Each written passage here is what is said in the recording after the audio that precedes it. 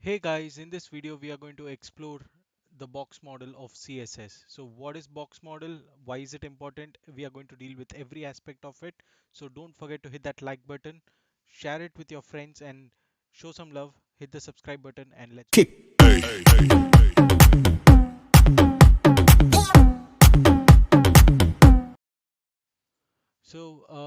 What we'll be doing is like currently I have just created two div tags with a class of box and a box A, and we'll be styling here.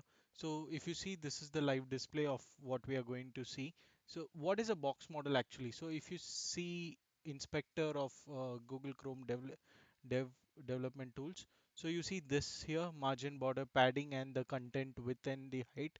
So this is basically the box model, and every element in HTML is a part of the box model. So the height, width, and the padding, the border, the margin, and everything applies to all the elements in HTML.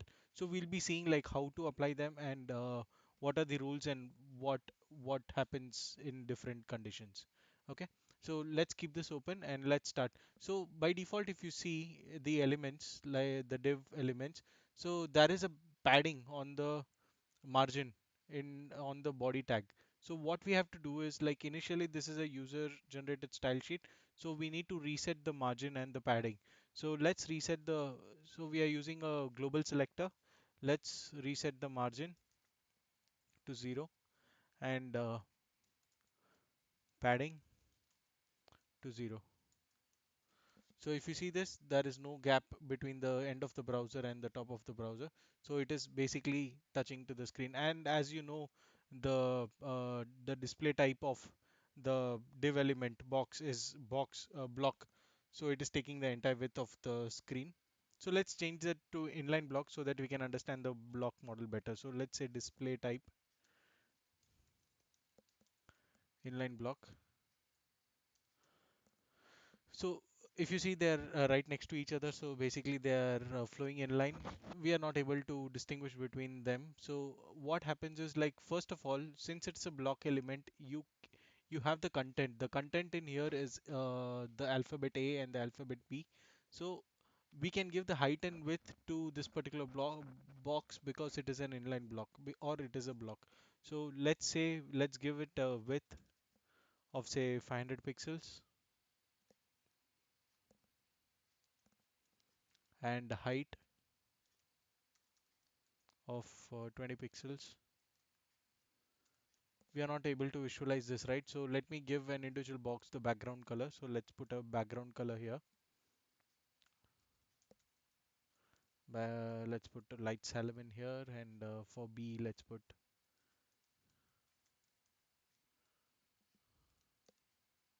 red. I hope this distinguishes between the two boxes. So if we see, there is a height and the width given to each element. Say A element has a height and the width. So this is basically the contents height and the width. You can only give height and the width if the element is either a block or an inline block. So if element is a block, it will push the new element to another block. It will not allow any other element to be on the same line. So if you put it as inline block, you can have two elements on the same line depending upon the width of the screen. If your screen width is less than the width, then it will move to the next line. So only if in the case of block and the inline block, you can give the width and height, or else if the element is an inline element like an alphabet or an like an anchor tag or a paragraph tag, not a paragraph tag or an any other anchor span tags like that. So basically you will not be able to give width and height. So in case if I change the display type to inline, there will be no width and height properties available. That's the only difference between inline block elements and inline elements. Okay, so let's go back to the block. Cool. So you are able to give the width and the height. So what is a padding? The padding is next to the content. So surrounding the alphabet letter A, or what we have given the width of 500 by 20. If you want to add the space after in within the background, not in between the elements, but just I want to give a space from the outside of the background. So basically you can have padding say let me give 10 pixels. Basically it's going to be too big. So currently if you see it is why we have given the height to be 20 pixels.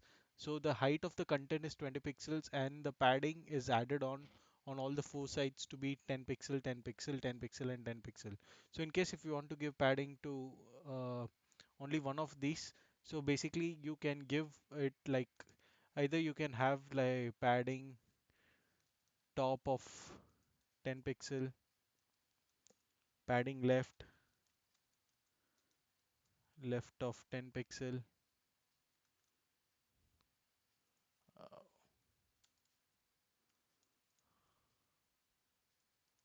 let's not make CSS errors.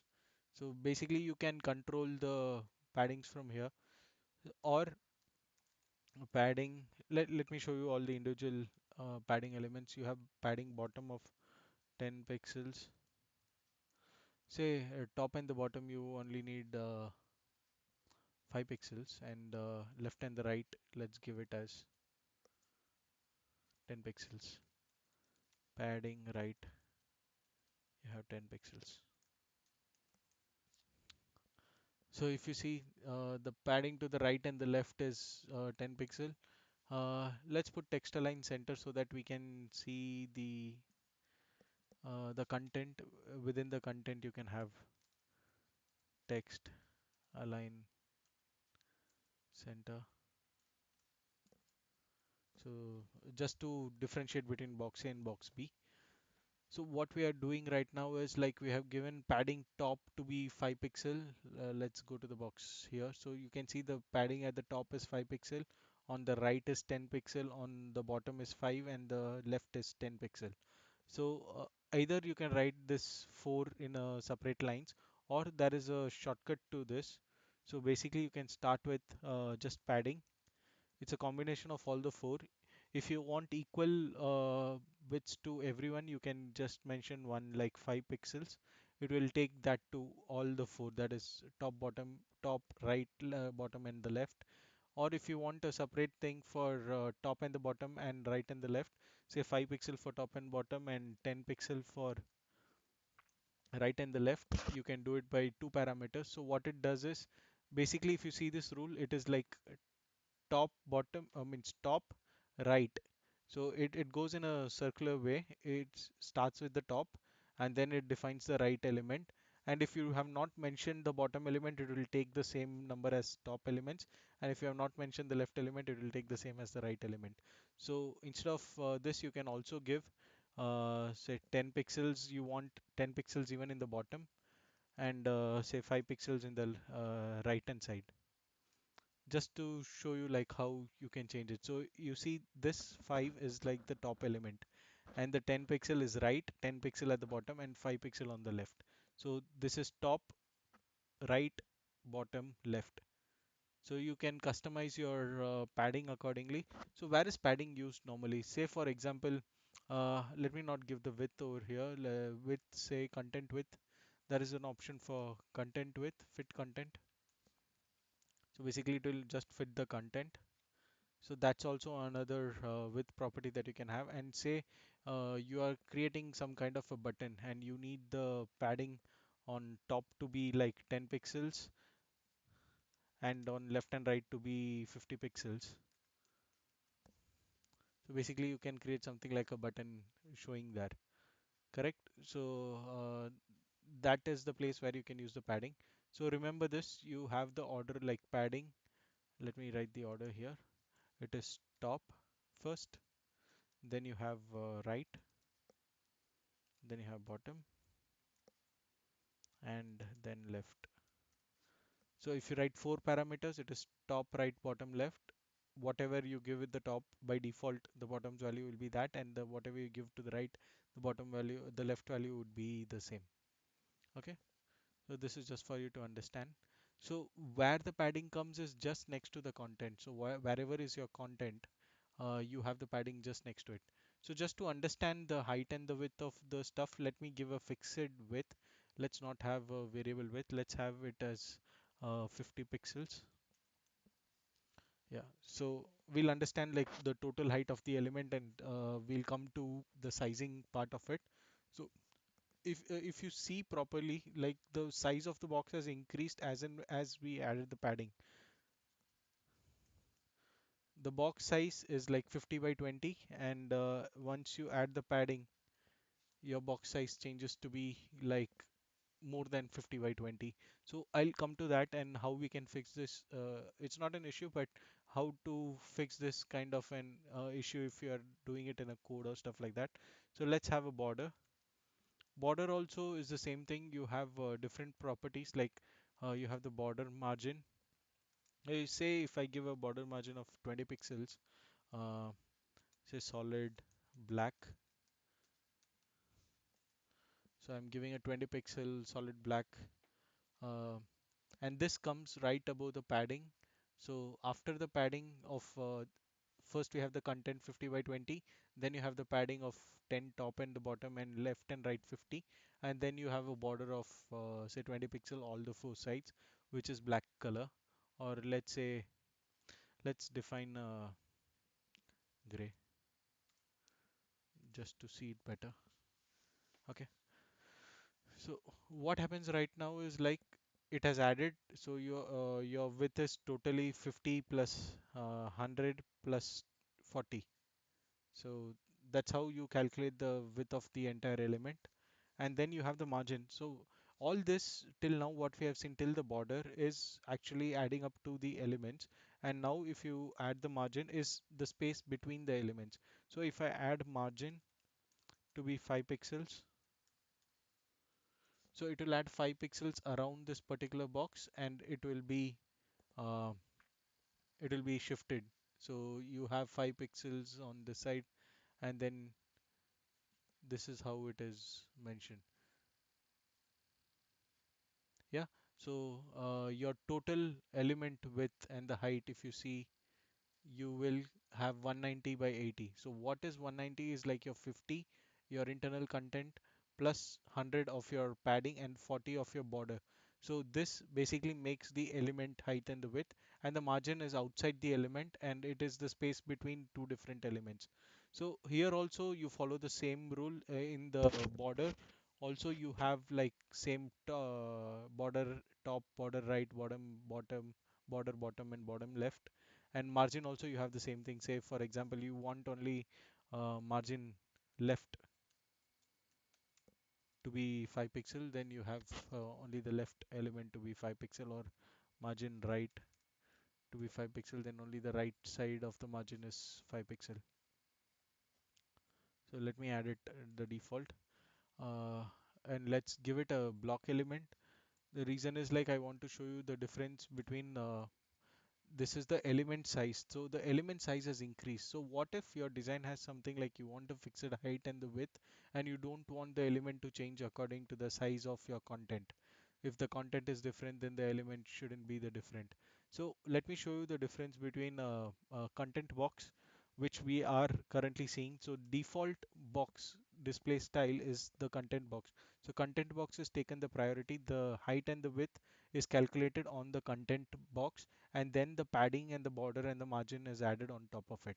Padding and the border is added on top of it. Margin is anyhow outside the element, so we do not count that. So so if you want to override that and you want to say like I just want to have 50 pixel width of the entire element and the height to be 20 pixel maximum of the entire element, then you need to specify the box sizing to be a border box. So what a border box does is, so you have given width to be 50 pixels, and your border is adding up more and your padding is adding up more. So if you see this B element, so your content size, it has taken 0 because you're crossing the width limit, which is 50, which you have already occupied within the. So let's put this as 500 just to show you the difference. So if you see the first element, A element, so you have 500 plus 100 plus 20. So the element size is 640 by 80. Okay.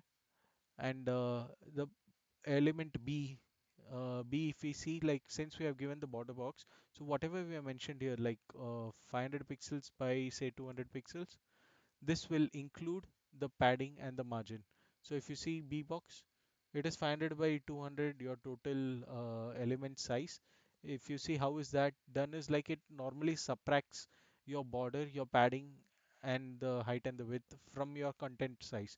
So uh, since you have mentioned 500 as your width, it is subtracting 40 for your borders and subtracting another 100 for your content. So if you subtract 140 from 500, it is 360, which is the width of the inner content. Okay. And the same way, when you come to the height, since you have mentioned it as 200, so out of 200 you are subtracting 40 of your border and 20 of your padding. So you're subtracting 60 from it. So from 200, if you're subtracting 60, it will come to 140. So that's the height and width of the content. So normally in designing, so when you are designing an HTML page, you would consider the border box model to be the default. But what happens is like the by default the user agent style sheet has box sizing to be as a content box. So in order to override that, what normally people do is like in the general element where we reset our margin and padding, we will specify our box sizing as to be content box. Oh, sorry, the border box. So this error is avoided. So basically your entire content forms within that particular box.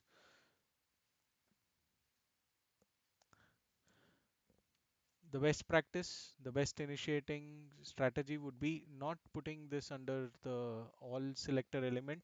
You can put it in the root element, which is your HTML tag, and you can put box sizing over there. And then here you can call box sizing to inherit. So basically, you are not changing the box sizing for all the elements. You are only going to change if required in any particular stuff. Say, for example, if you want to change box sizing here, box sizing to be a content box, then the B element alone you can have the control and change it to content box. Normally, you'll do this. You might also define the font for font. So what type of fonts you want to use and the font size and all those things in your root element. So I hope you understood the CSS box model, which involves margin, border, padding, and your content, and also the difference between block, inline block, and inline elements, the width and the height element where it comes to play, the padding and the border, and the way you write your padding and the border.